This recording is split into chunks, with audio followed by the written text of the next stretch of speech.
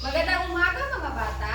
Magandang umaga po, Teacher Roana.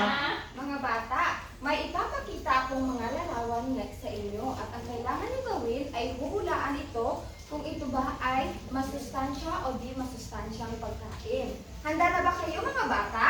Opo, Teacher. Ang pagkakasagot sa akin ng tama ay makakatanggap ng gantimpala. Gusto mo ba yan mga bata? Opo. Okay. Teacher!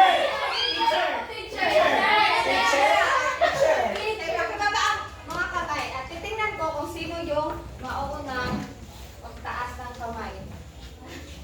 Sa palagay! Okay, sige Carlon. Masustansya, teacher, kasi ito ikalabas. Tama. Dahil dyan ay makakatanggap ka ng mga bata, kumakain ba kayo nito? Opo, Teacher. Ito ba ay nakakalakas ng katawan?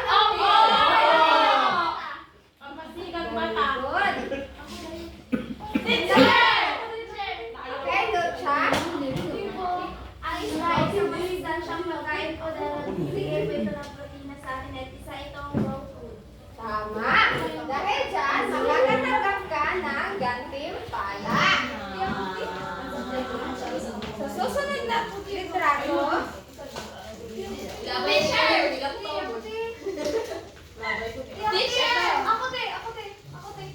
okay, sige, Lamela. Hindi po, teacher. Bakit naman nasabi mo ito ay hindi masustansya, Lamela? Kasi po hindi po ito prutas or gulay. Tama. Dahil dyan, ay makakatanggap ka ng gantimpala.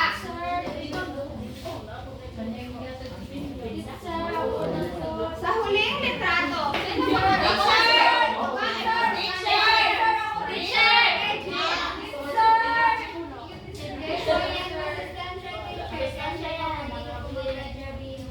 Okay, tama at pwede kang magka-PID-GRI.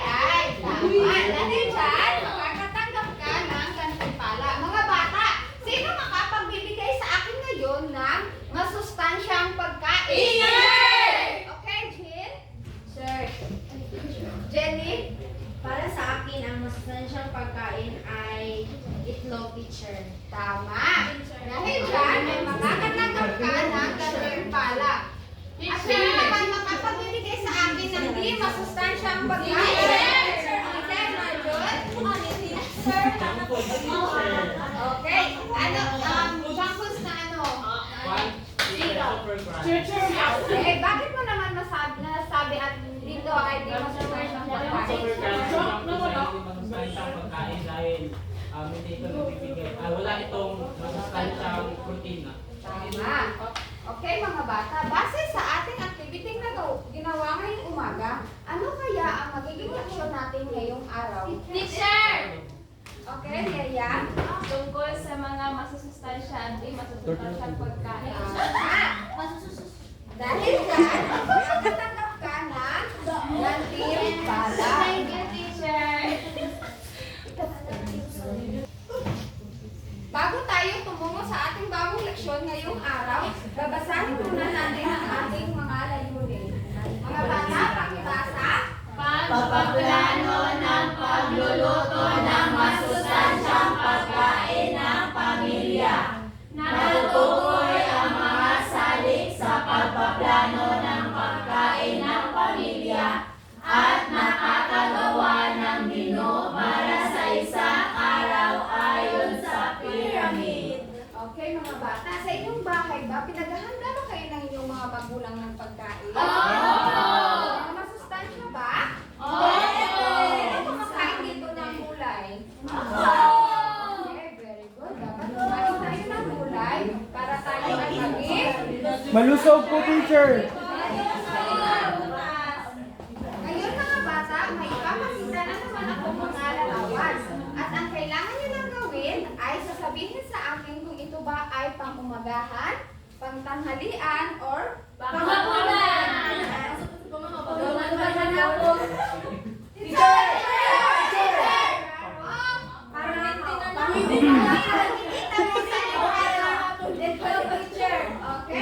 itlog, pang-umagahan, teacher. Tama, pang-umagahan. Lahat ba tayo dito ay pang-umagahan?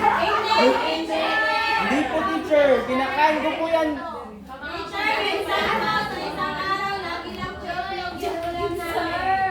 Ano? Sino ang kumakain ng itlog dito? Teacher! Okay, Carlo, may gusto kang sabihin? Teacher sa amin. Pangumugahan, pangangalian, tapos pangapunan ng itlog, teacher. Okay, ang itlog ay pwede rin naman pananghalian panghapunan. Pero, pangumagahan. Susunod, sino makakasagot? Okay, Carlo? Pwede po siyang panangalian, teacher, or pangapunan, teacher. Aksyon, teacher. Sino kumakain ng paksi? Masarap ba? Okay, dahil lang, Carlo, makakatanggap ka ng gantimpala. Sino ang nagluluto sa inyo ng paksi? Sino favorite Carlo ng paksi? Ito ay pwede rin naman pang... Pangkan, teacher. Panghapunan. Okay, susunod. Ginataang kalabasa. Pangutto, teacher. Tama. Dahil dyan, ay makakatanggap ka ng gantimpala. Ito ay panang halalian. Dahil ito ay may gata. Dahil sa pang-araw-araw natin, pag nagluluto tayo ng ganito, may mga gata, pananghalian talaga siya. Hindi siya pwedeng panghapunan. May gata. Opo. Bakit po, teacher? Kami rin po, teacher. Minsan, sumasakit ang tiyan. Pero, tapos, Bakit po sumasakit? teacher, kami po yan siya yung nakain daw. Bakit ito ngayon? Bakit hindi mo sumasakit yung tiyan namin kapag kumakain ang kinatama ng baso sa gabi, teacher? As, siguro yung tiyan mo ay